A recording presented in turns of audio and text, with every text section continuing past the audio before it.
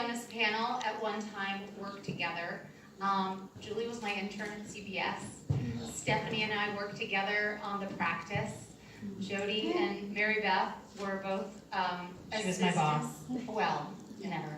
She was good. And Mikey was my very first boss. So this is what the casting community looks like. We are all connected. We are all So really left out. I started with you're our guru, Sheila. But Nobody hired me. So I feel just like you guys. So I want these guys to see the face of the fact that everybody is so crazy about each other and supportive of one another in this industry. Except me. Not Sheila so much. No, but only to say this is what you're walking into. This energy of people who have always looked out for one another and launched, and there's something really special about that. So. Total sidebar, but important to note. But to get back to it, just that idea of what is it when these people walk in the room that For me, it's always integrity. I mean, it's just a genuine, you know who you are. And you know, the thing I think is interesting is Process.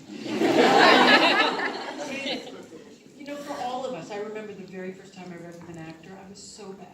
The woman literally looked at me like she was going to beat me up. And then years later, I had a much bigger job, and she came and I told her the story, and she laughed. Everybody has a start. So, but if you come in and you're true to yourself, I mean, we don't just do your work, be prepared, be genuine, but be interesting. Be interested, like I said before. I mean, Sam Rockwell was just interesting. He was a wacky, interesting, funky guy.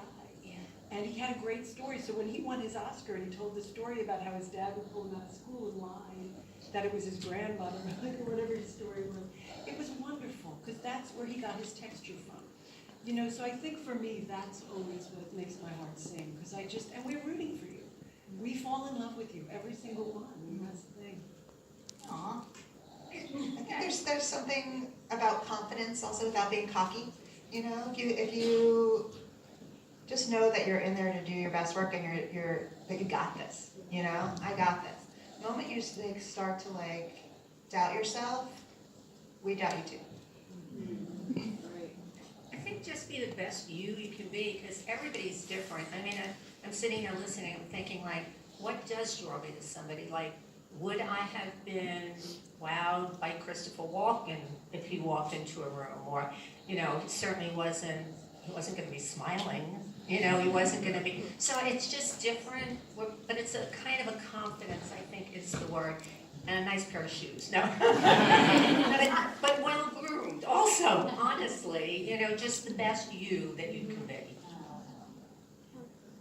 Ladies. Gosh. Can I say something that's it's a slight sidebar, because I want to say that the panel today is incredibly lovely. But I want to talk just for a second if you go in and the person is not lovely.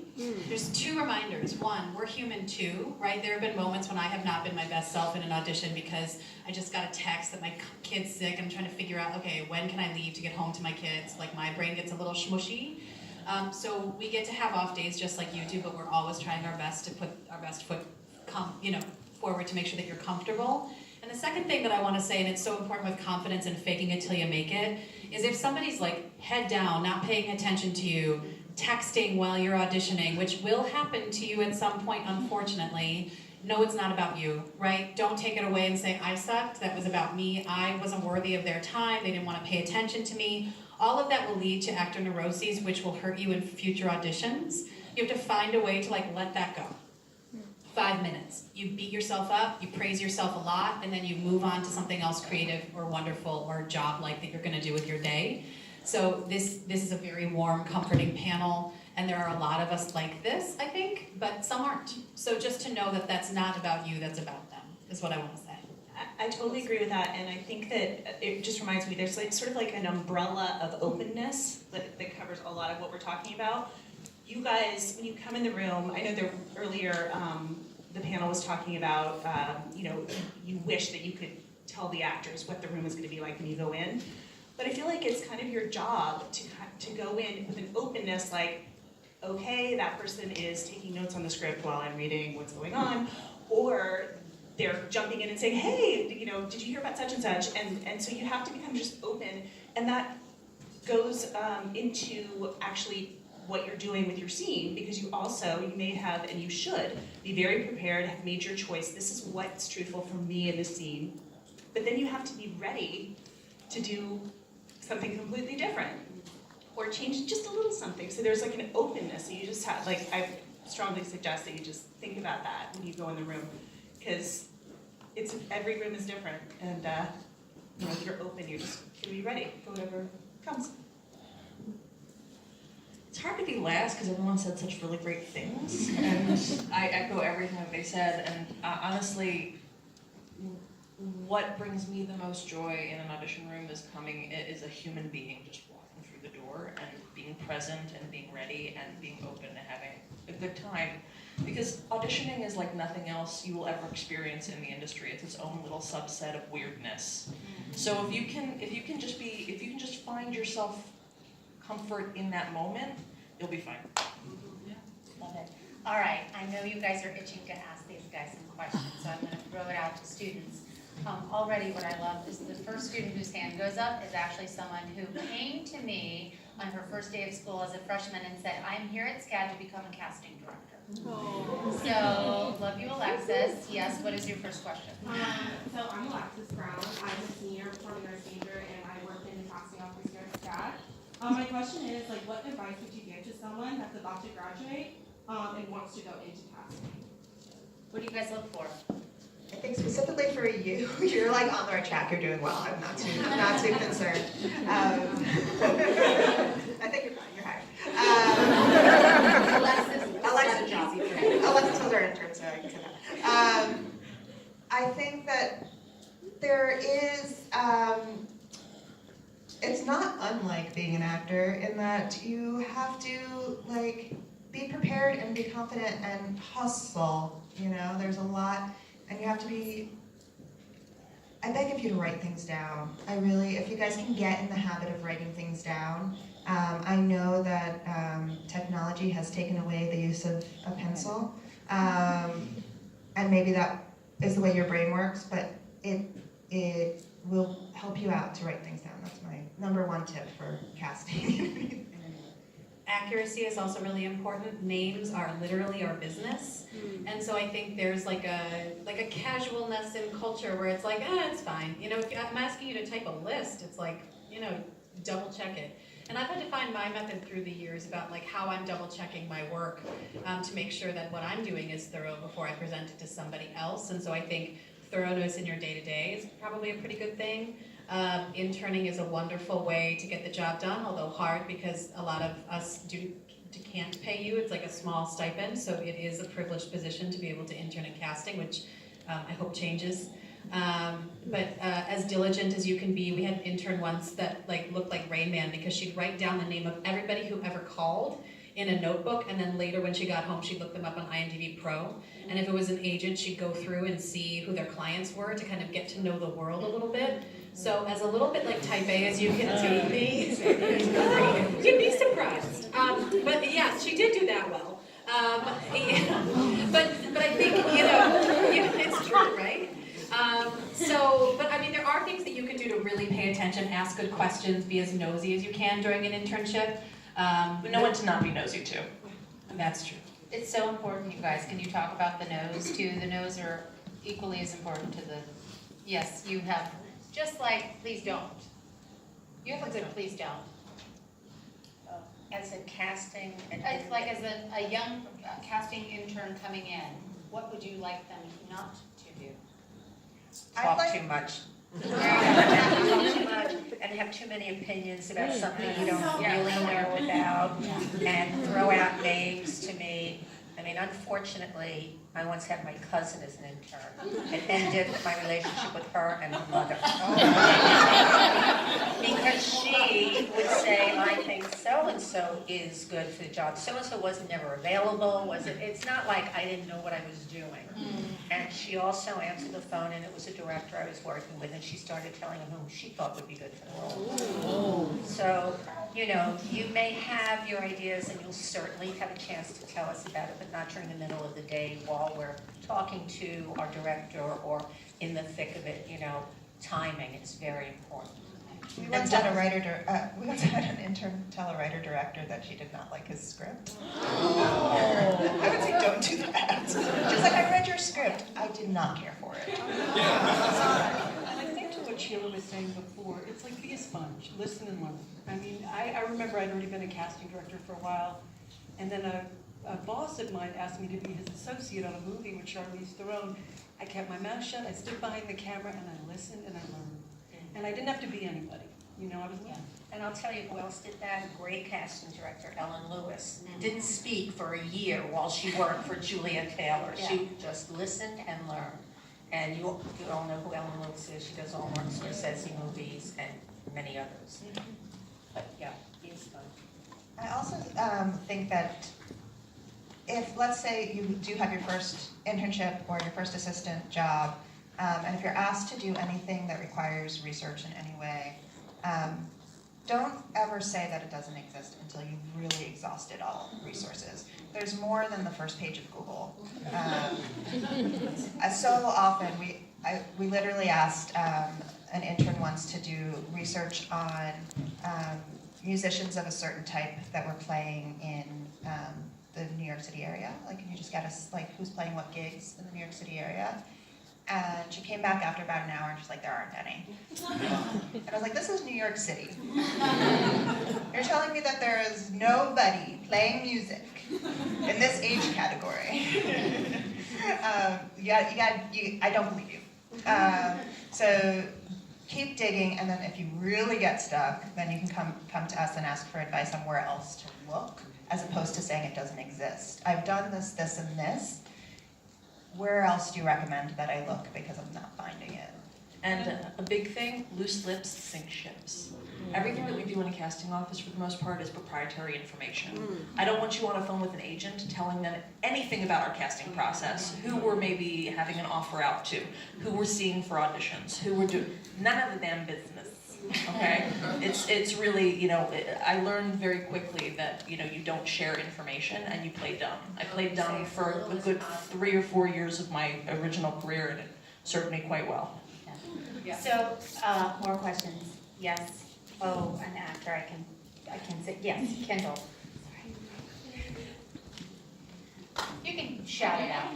Yeah. Project. Yeah. When casting an actor, especially someone who's when casting an actor, especially someone who's relatively new and out of school, how important is their resume when compared to someone who may have an extensive resume but equally as If you have good training and you're young, it doesn't really matter. You're going to come in and audition, you're going to go through the paces like anybody else. So that doesn't stop, at least that doesn't stop me from And, seeing and fresh training too.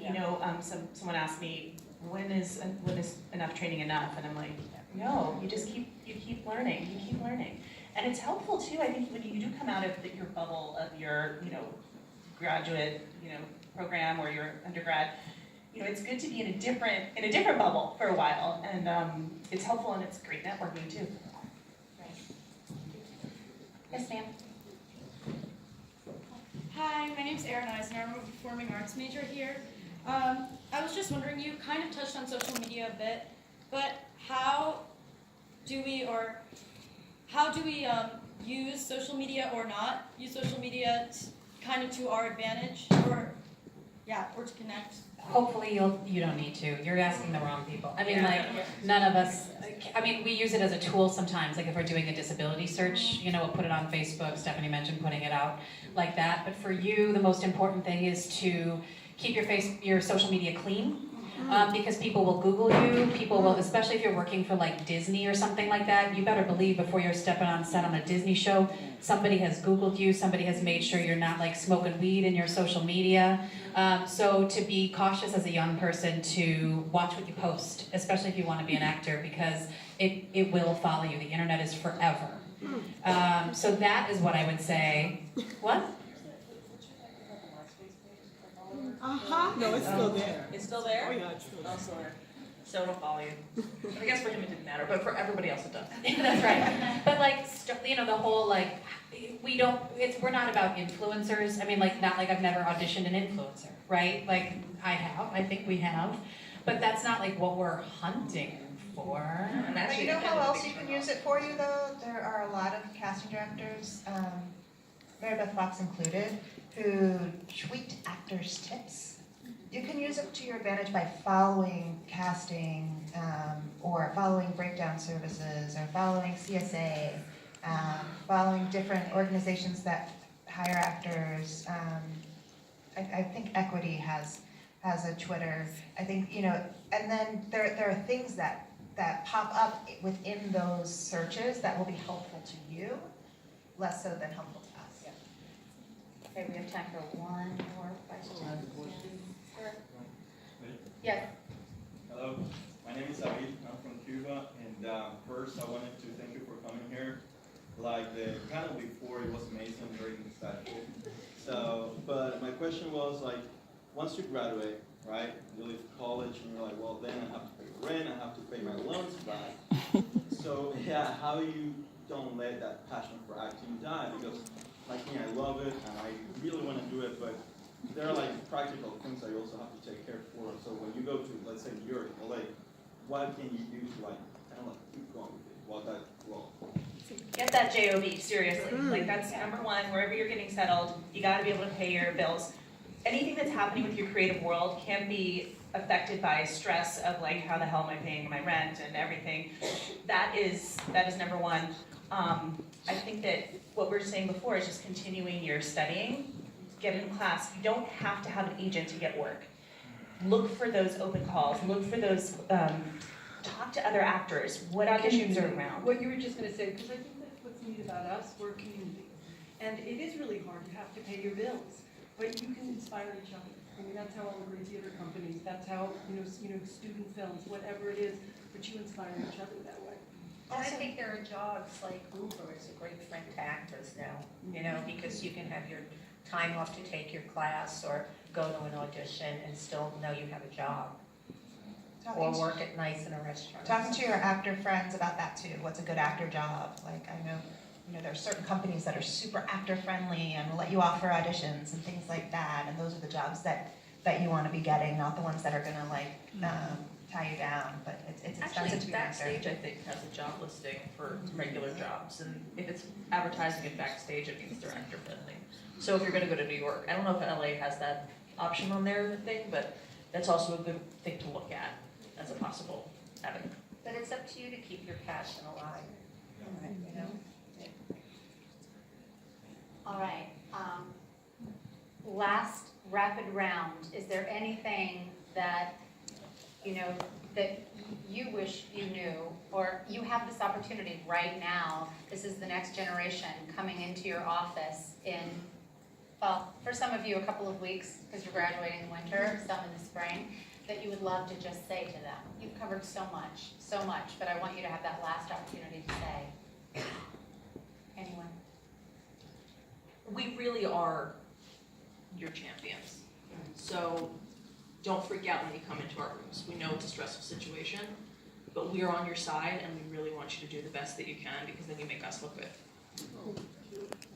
And what you said earlier is it. You live a full life. Just live, experience the world. You're gonna use that for your work.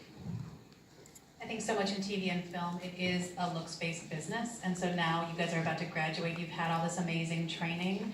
Sometimes in this world, it's not so much about being good, but about being right. That's kind of an important divide to go in your brain. Sometimes it's about being good, let me tell you. But a lot of times, it's about being right for the world that we're trying to create. So to be gentle and easy on yourselves, to be gentle and easy on your egos, which are so easily bruised for all of us, we're just people. And so just to take good care of your inner self too, to make sure that you're doing enough to remember that you have picked a career which is involved in play. You want to play for a living. And if ever it stops feeling like play for a long period of time, to think about something else. Try your best not to compare yourself to your fellow actors or get jealous of your fellow classmates who may seem like they're doing better than you are, whatever that might mean in your point of view. You need to do the best for yourself. Know that you're an individual. We're casting you as an individual. It's not a comparison game. It's not a contest that way. And on to that, I think I love the word process. It's a process, you know, where you start out. Some people, it takes them 25 years, 30 years. They don't make it to their old, you know, because that's where they fit in the box. And if you make a mistake, it's not forever, especially to learn from. If you do something with that mistake and you don't keep making the same mistake. If it's really your passion, don't let the word no stop you. Just know that right around the corner from that word is a yes, and keep going till you get it.